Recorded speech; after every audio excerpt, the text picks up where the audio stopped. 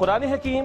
سیرت النبی صلی اللہ علیہ وآلہ وسلم، احادیث مبارکہ، فقہی مسائل کا بیان اور بہت کچھ انشاءاللہ تعالی جید علماء کرام کے ساتھ۔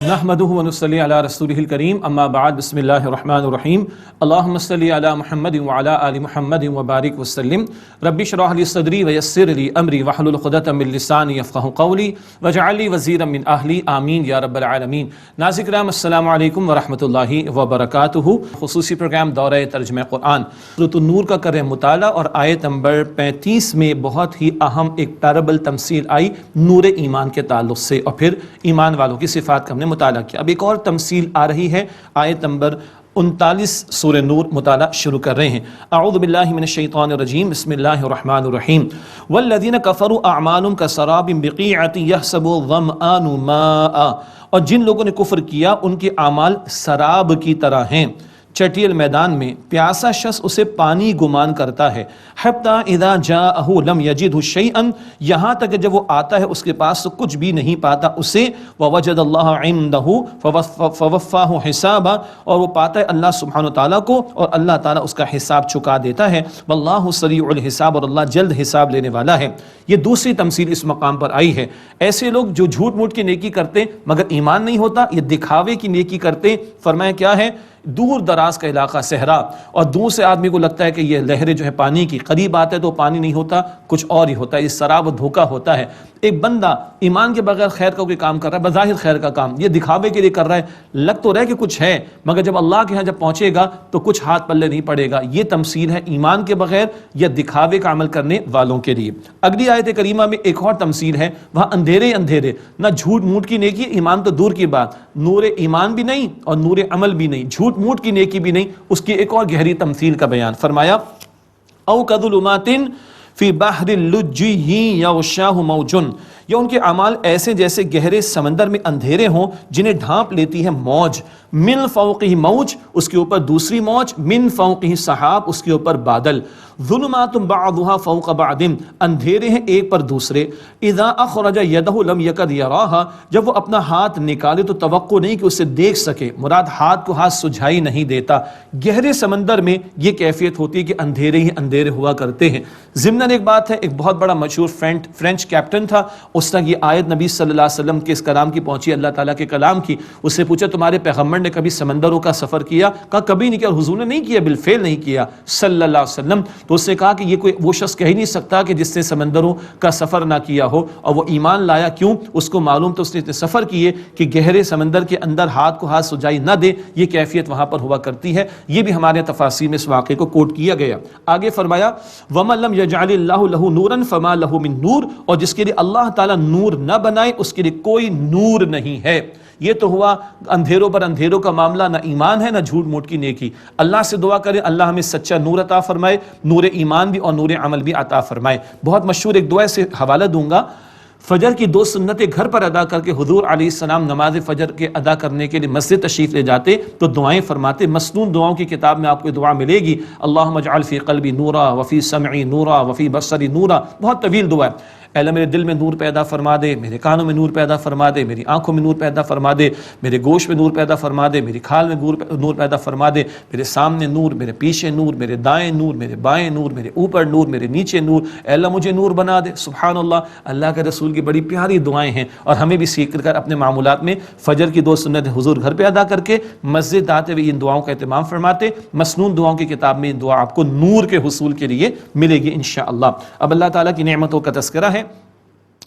الم تر ان اللہ یسبح له من فی السماوات والارض والطیر صافات، اے مخاطب کیا تم نے نہیں دیکھا کہ اللہ تعالیٰ کی تسبیح کرتی ہر وہ شے جو آسمانوں میں ہے اور زمین میں، اور پر پھیلائے ہوئے پرندے بھی اللہ کی تسبیح کرتے ہیں۔ کل قد علم الصلاۃ وتسبیحہ، ہر ایک نے جان لیا ہے اپنا وظیفہ اور اپنی تسبیح، کیسے اللہ کا ذکر کرنا ہے، کیسے اللہ کی تسبیح، ہر ایک کو معلوم۔ واللہ علیم بما یفعلون، اور اللہ جانتا ہے جو وہ کرتے ہیں۔ وللہ ملک السماوات والارض والی اللہ المصیر، اور اللہ تعالیٰ ہی کی بادشاہت آسمان اور زمین کی، اور اللہ تعالیٰ ہی کی طرف لوٹ کر جانا ہے۔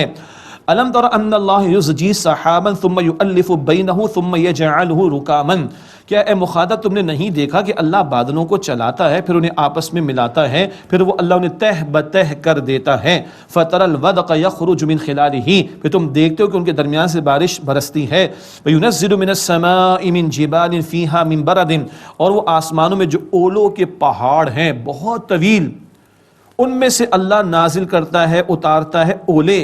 فَيُصِيبُ بِهِ مَن يَشَاءُ وَيَصْرِفُهُ عَن مَن يَشَاءُ پھر وہ جس پر چاہتا ہے اسے ڈال دیتا ہے ان اولوں کی بارش کو اور جس سے چاہتا ہے اسے پھیر دیتا ہے یکاد سنا برقی یذهب بالابصار قریب ہے کہ اس کی بجلی کی چمک آنکھوں کی بینائی کو لے جائے یہ بجلی کا چمکنا بھی کبھی کبھی لوگوں کے لیے بڑا آزمائش کا سختی کا معاملہ ہو جاتا ہے یقلب اللہ اللیل والنہار اللہ رات اور دن کو بدلتا ہے ان فی ذلک لعبرۃ لاولی الابصار بے شک اس میں عبرت یعنی سبق آموزی ہے عقل والوں کے لیے نگاہ رکھنے والوں کے لیے آنکھوں والوں کے لیے واللہ خلق کل دابۃ مما اور اللہ نے ہر جاندار کو پانی سے پیدا فرمایا فَمِنْهُمْ مَنْ يَمْشِي عَلَى بَطْنِهِ بس ان میں سے کوئی اپنے پیٹ کے بل چلتا ہے مگرمچھ وغیرہ ہم دیکھتے ہیں وَمِنْهُمْ مَنْ يَمْشِي عَلَى بالکل یہ لگے ہوئے زمین سے وَمِنْهُمْ مَنْ يَمْشِي عَلَى رِجْلَيْن ان میں سے کوئی 2 پاؤں پر چلتا ہے وَمِنْهُمْ مَنْ يَمْشِي عَلَى 4 اور ان میں سے کوئی 4 پاؤں پر چلتا ہے واضح مثالیں ہیں يَخْلُقُ اللَّهُ مَا يَشَاءُ اللہ پیدا فرماتا ہے جو وہ چاہتا ہے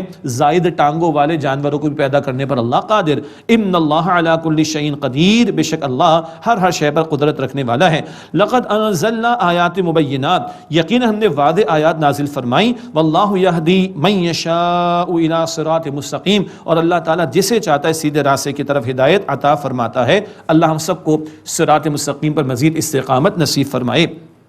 اب ایمان والوں کا ذکر آ رہا ہے جھوٹے دعوے دار ایمان کے منافقین ان کا طرز عمل اور پھر سچے ایمان والے ان کا طرز عمل کانٹراسٹ کے طور پر آ رہا ہے مدنی صورت کا مطالعہ ذہن میں رکھیے گا نفاق کا مرض مدنی دور میں منافقین میں جو پیدا ہوا تھا اس کا تذکرہ ہے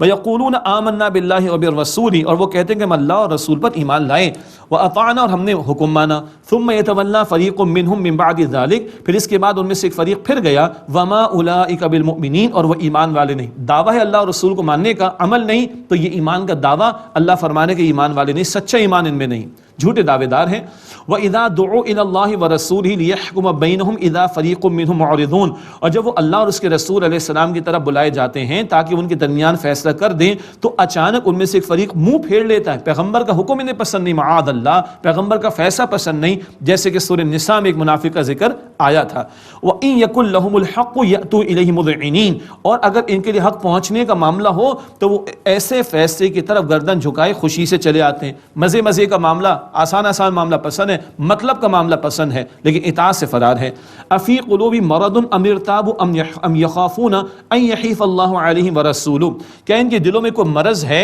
یا وہ شک میں پڑے ہوئے ہیں یا وہ ڈرتے ہیں کہ اللہ اور اللہ کے رسول ان کے ساتھ کوئی ظلم کا معاملہ کریں گے نہیں بل اولئک هم الظالمون بلکہ یہ ظالم ہیں یہ ایمان کے جھوٹے دعوے کرتے ہیں مگر عمل نہیں کرتے اطاعت سے بھاگتے ہیں اب سچے ایمان والوں کا تذکرہ کانٹراسٹ کے طور پر آ رہے ہیں انما كان قول المؤمنین اذا دعوا الى الله ورسوله ليحكم بينهم ان يقولوا سمعنا واطعنا سچے ایمان والوں کی بات تو اس کے سوا نہیں ہوتی کہ جب وہ اللہ اور اس کے رسول علیہ السلام کی طرف بلائے جاتے ہیں تاکہ وہ ان کے درمیان فیصلہ کر دیں وہ کہتے ہیں سمعنا واطعنا ہم نے سنا اور ہم نے اطاعت کی اللہ ہمیں بھی یہی کہنے اور کرنے کی توفیق عطا فرمائے واولئک هم المفلحون اور وہی فلاح پانے والے ہیں یہ ہے ڈیسائیڈنگ فیکٹر محض دعویٰ نہیں دل کا یقین ضروری اور عمل کا ثبوت بھی لازم ہے یہ سچے ایمان والے ہیں وَمَن يُطِعِ اللَّهَ وَرَسُولَهُ وَيَخْشَ اللَّهَ وَيَتَّقِهِ فَأُولَئِكَ هُمُ الْفَائِزُونَ اور جو اللہ تعالیٰ اور اس کے رسول علیہ السلام کی اطاعت کرے اور اللہ تعالیٰ سے ڈرے اور تقوی اختیار کرے بس وہی لوگ کامیاب ہونے والے ہیں اللہ ایسے اہل ایمان میں ہمیں شامل فرمائے پھر منافقین کا تذکرہ وَأَقْسَمُوا بِاللَّهِ جَهْدَ أَيْمَانِهِمْ لَئِنْ أَمَرْتَهُمْ لَيَخْرُجُنَّ اور انہوں نے اللہ تعالیٰ کی پرزور قسمیں اٹھائیں کہ اگر اے نبی آپ انہیں حکم دیں تو وہ ضرور نکل کھڑے ہوں گے مراد قتال کے لیے قُلْ لَا تُقْسِمُوا اے نبی علیہ السلام فرمائیے قسمیں نہ اٹھاؤ طاعۃ معروفہ تمہاری اطاعت خوب معلوم ہے تمہیں وی آئی پی کال آئے گی کیا سب کے لیے پکار لگی آؤ نکلو اللہ کی راہ میں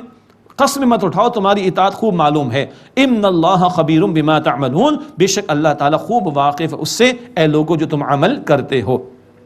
اگلی آیات میں اطاعت رسول پر بھی زور ہے صلی اللہ علیہ وسلم، اور درمیان میں خلافت کے عطا کیے جانے کی طرف اشارہ آ رہا ہے۔ قل اطیعوا اللہ و اطیعوا الرسول، اے نبی صلی اللہ علیہ وسلم فرما دیجئے اللہ کی اطاعت کرو، رسول کی اطاعت کرو۔ یہ دونوں اطاعتیں ساتھ ساتھ بریکٹ ہو کر آ رہی ہیں۔ فَإِن تَوَلَّوْا فَإِنَّمَا عَلَيْهِ مَا حُمِّلَ وَعَلَيْكُمْ مَا حُمِّلْتُمْ، پھر اگر تم پھر گئے تو بے شک پیغمبر کے ذمے اسی قدر ہے جو ان کے ذمہ داری لگائی گئی، اور تمہارے اوپر وہ لازم ہے جو ذمہ داری تم پر ڈالی گئی۔ ہر ایک اپنا جواب دے گا۔ وَإِن تُطِيعُوهُ تَهْتَدُوا، اور اگر تم ان صلی اللہ علیہ وسلم کی اطاعت کرو گے تو ہدایت پاؤ گے۔ اللہ اکبر، ہدایت کے لیے قرآن جمع صاحب قرآن دونوں ضروری، اور حضور کی اطاعت کرو گے تو تمہیں ہدایت ملے گی صلی اللہ علیہ وسلم۔ وَمَا عَلَى الرَّسُولِ إِلَّا الْبَلَاغُ الْمُبِينُ، اور رسول علیہ السلام کی ذمہ تو پیغام کا واضح طور پر پہنچا دینا یہی ذمہ داری ہے۔ یہ آیت 54 ہے، اس میں اطاعت رسول کی اہمیت آئی۔ آیت 56 میں بھی اطاعت رسول کا ذکر آئے گا، البتہ درمیان میں سورہ نور آیت 55 کا حوالہ پہلے بھی آیا، آیت استخلاف اسے کہتے ہیں۔ اس میں خلافت کے نظام کے عطا کیے جانے کی طرف توجہ دلائی گئی۔ فرمایا وعد اللہ الذین آمنوا منکم وعملوا الصالحات لیستخلفنہم فی الارض، اللہ تعالیٰ نے ان لوگوں سے وعدہ فرمایا جو تم میں سے ایمان لائے اور جنہوں نے نیک اعمال کیے کہ انہیں ضرور خلافت عطا فرمائے گا زمین میں، کما استخلف الذین من قبلہم، جیسے کہ اللہ نے اس سے پچھلے لوگوں کو خلافت عطا فرمائی تھی۔ ایمان سچا اور عمل کا ثبوت پیش کرو گے، دعوے نہیں، جھوٹے دعوے داروں سے اللہ کے وعدے نہیں، سچے ایمان والوں سے اللہ تعالیٰ کا وعدہ ہے، سچا ایمان، عمل کا ثبوت پیش کرو، نیک عمل کا ثبوت پیش کرو، محنت کرو، اللہ تعالیٰ تمہیں خلافت دے گا جیسے پچھلے لوگوں کو اللہ تعالیٰ نے اس سے خلافت عطا فرمائی۔ اچھا، نظام خلافت قائم ہوگا تو اس کی برکات کا بھی ذکر آ رہا ہے۔ وَلَيُمَكِّنَنَّ لَهُمْ دِينَهُمُ الَّذِي ارْتَضَىٰ لَهُمْ، اور اللہ ان کے لیے ان کا دین ضرور مستحکم فرما دے گا جو اللہ تعالیٰ نے ان کے لیے پسند فرمایا، اسلام کا غلبہ۔ وَلَيُبَدِّلَنَّهُم مِّن بَعْدِ خَوْفِهِمْ أَمْنًا، اور اللہ ان کے خوف کے بعد ضرور امن کی حالت سے،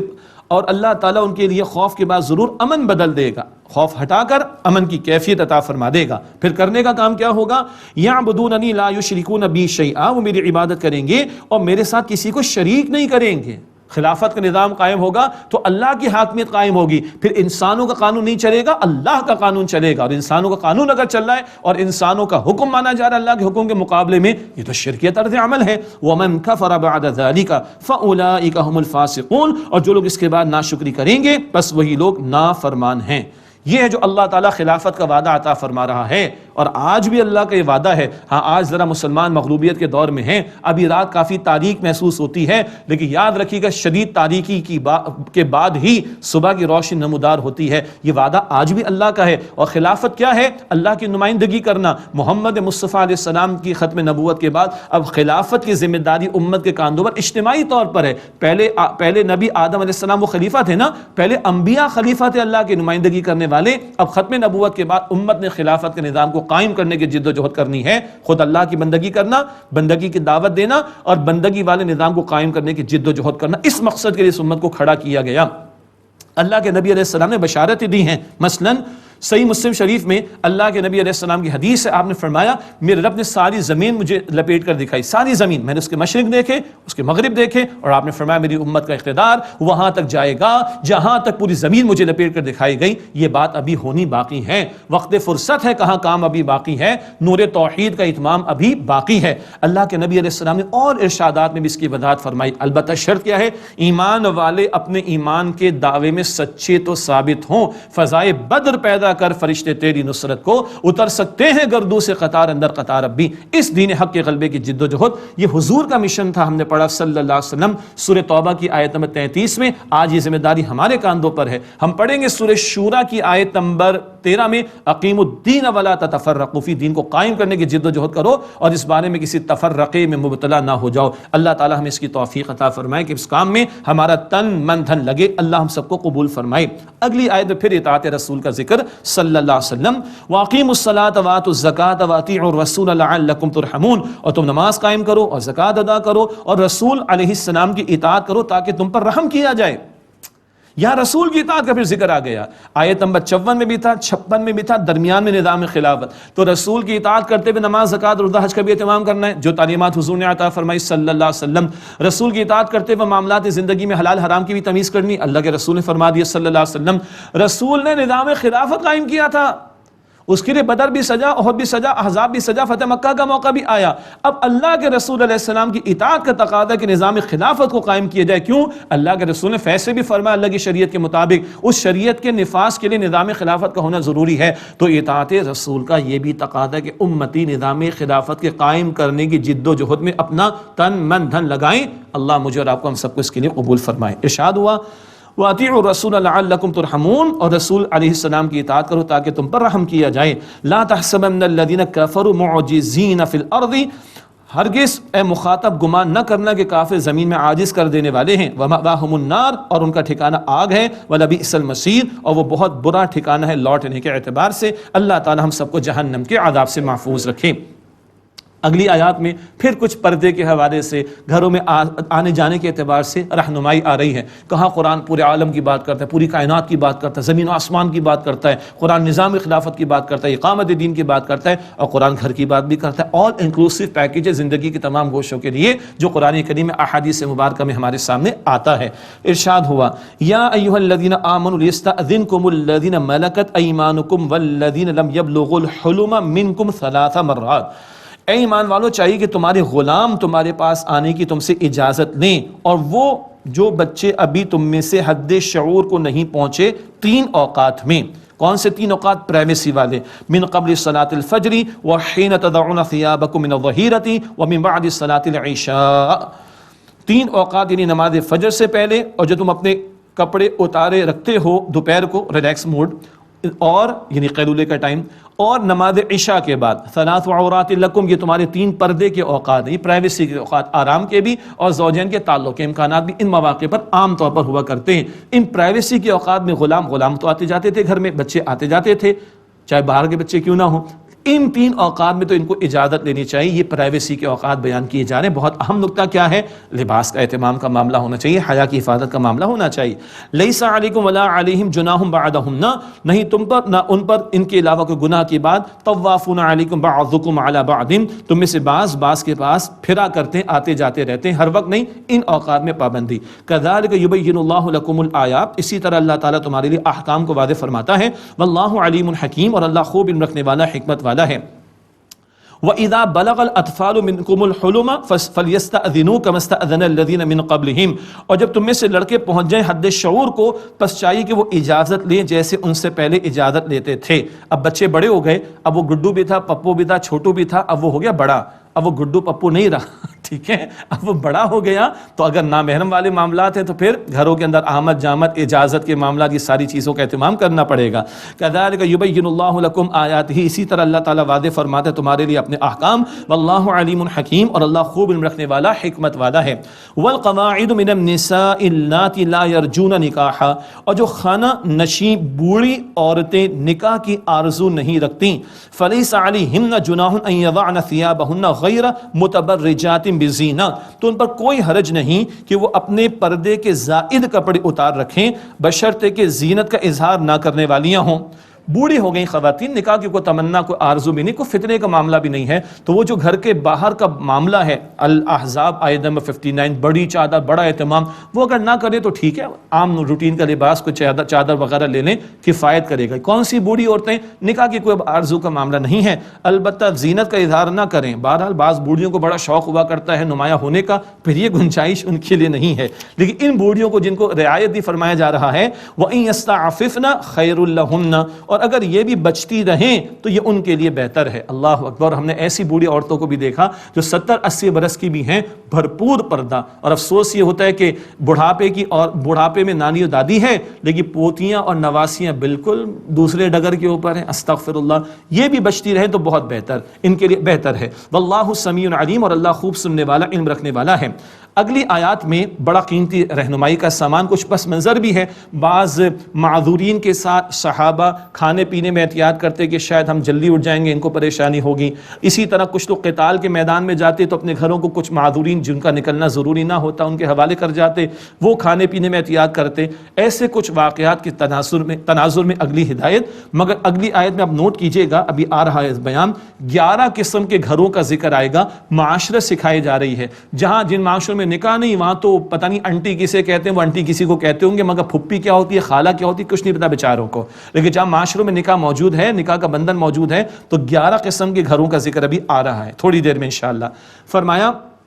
پہلے معذورین کے بارے میں، لیس علی الاعمى حرج ولا علی الاعرج حرج ولا علی المریض حرج ولا علی انفسکم، کوئی گناہ نہیں نابینا پر اور نہ کسی لنگڑے پر اور نہ گناہ ہے کسی بیمار پر اور نہ خود تم پر۔ کس بات کا گناہ؟ کھا پی لو آپس میں، کوئی حرج کی بات نہیں ہے، بہت زیادہ احتیاط کا معاملہ نہ کرو، معذورین کے ساتھ بیٹھ جائے کرو، معذورین کے حوالے کسی نے گھر کیا تو تم کھا پی سکتے ہو ان کی اجازت سے، زیادہ تکلفات میں نہ پڑو۔ ان تاکلوا ولا علی انفسکم، نہ تم پر کوئی حرج کی بات ہے، ان تاکلوا من بیوتکم او بیوت آبائکم او بیوت امہاتکم او بیوت اخوانکم او بیوت اخواتکم او بیوت اعمامکم او بیوت عماتکم او بیوت اخوالکم او بیوت خالاتکم او ما ملکتم مفاتحہ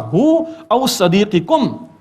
اللہ اکبر، گن لیجئے گا 11 قسم کے گھر ہیں، کوئی حرج نہیں، تم اپنے گھروں سے کھاؤ، اپنے والد کے گھروں سے کھاؤ، اپنی ماؤں کے گھروں سے کھاؤ، اپنے بھائیوں کے گھروں سے کھاؤ، اپنی بہنوں کے گھروں سے کھاؤ، یا اپنے چچاؤں کے گھروں سے کھاؤ، یا اپنی پھپھیوں کے گھروں سے کھاؤ، یا اپنے ماموں کے گھروں سے کھاؤ، یا اپنی خالاؤں کے گھروں سے کھاؤ، یا جن گھروں کی چابیاں تمہارے قبضوں میں وہاں سے کھاؤ، یا اپنے دوستوں کے گھروں سے کھاؤ۔ اللہ اکبر کبیرہ، جہاں نکاح نہیں ہوتا تو وہاں پھپھو کہاں سے آئے گی، چاچو کہاں سے آئے گا، ماموں کہاں سے آئے گا، خالہ کہاں سے آئے گی،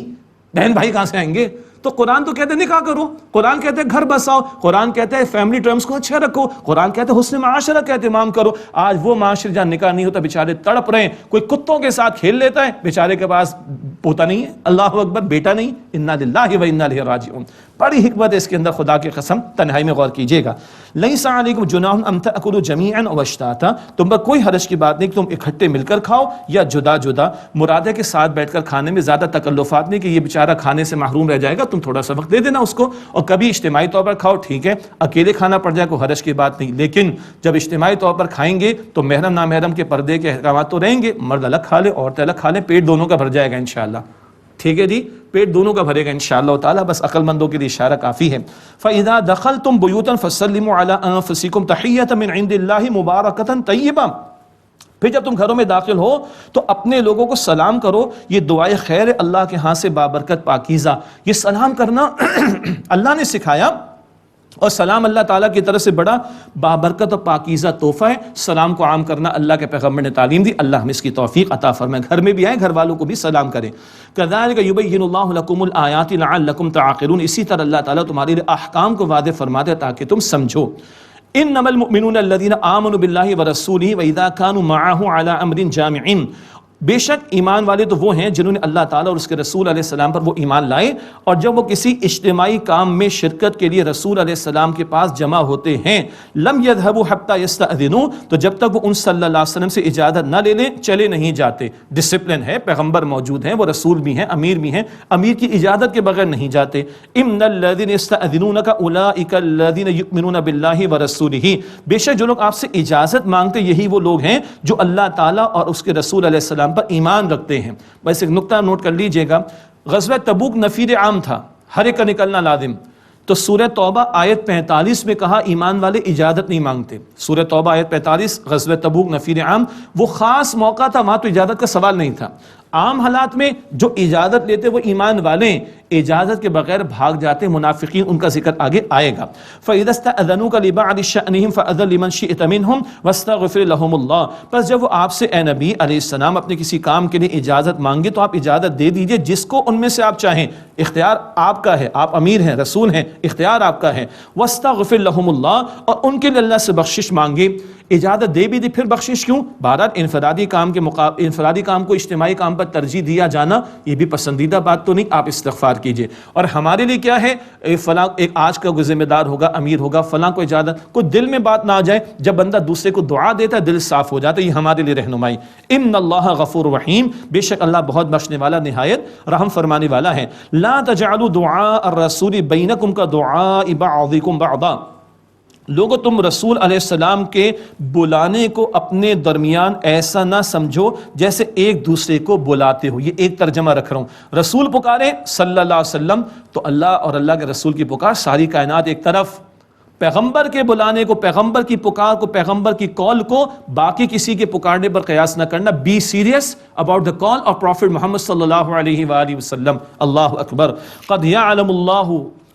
قد یعلم اللہ الذین یتسللون منکم لواذا، یقیناً اللہ تعالیٰ تم میں سے جانتا ان لوگوں کو جو تم میں سے نظر بچا کر چپکے سے سٹک لیتے ہیں۔ سٹکنا پرانی اردو ہے، کھسکنا آج سب کو سمجھ آتا ہے، بھاگ لیتے ہیں۔ منافقین جان نکلتی ہے ان کی جب کوئی قتال کا انفاق کا تقاضا آتا ہے، بھاگتے ہیں۔ فَلْيَحْذَرِ الَّذِينَ يُخَالِفُونَ عَنْ أَمْرِهِ أَن تُصِيبَهُمْ فِتْنَةٌ أَوْ يُصِيبَهُمْ عَذَابٌ أَلِيمٌ، بس چاہیے کہ ڈریں وہ لوگ جو ان صلی اللہ علیہ وسلم کے حکم کے خلاف کرتے ہیں کہ کہیں پر کوئی آفت آ جائے، یہ ان کو دردناک عذاب پہنچے۔ الا ان للہ ما فی السماوات والارض، آگاہ ہو جاؤ بے شک اللہ ہی کے لیے ہے جو کچھ آسمانوں میں اور زمین میں ہے۔ قد یعلم ما انتم علیہ، یقین اللہ جانتا ہے اے لوگو جس حال پر تم ہو، کون پیغمبر کی مانتا ہے، کون نہیں مانتا، کون اطاعت کرتا ہے، کون نہیں کرتا، سب اللہ تعالیٰ کے علم میں ہے۔ وَيَوْمَ يُرْجَعُونَ إِلَيْهِ فَيُنَبِّئُهُم بِمَا عَمِلُوا، اور اس دن جس دن وہ لوٹائے جائیں گے اللہ سبحانہ تعالیٰ کی طرف، تو اللہ تعالیٰ انہیں بتا دے گا جو کچھ انہوں نے عمل کیا، کس نے اطاعت کی، کس نے فرار اختیار کیا، سب پیش ہو جائے گا۔ واللہ بکل شیء علیم، اور اللہ ہر شے کا علم رکھنے والا ہے۔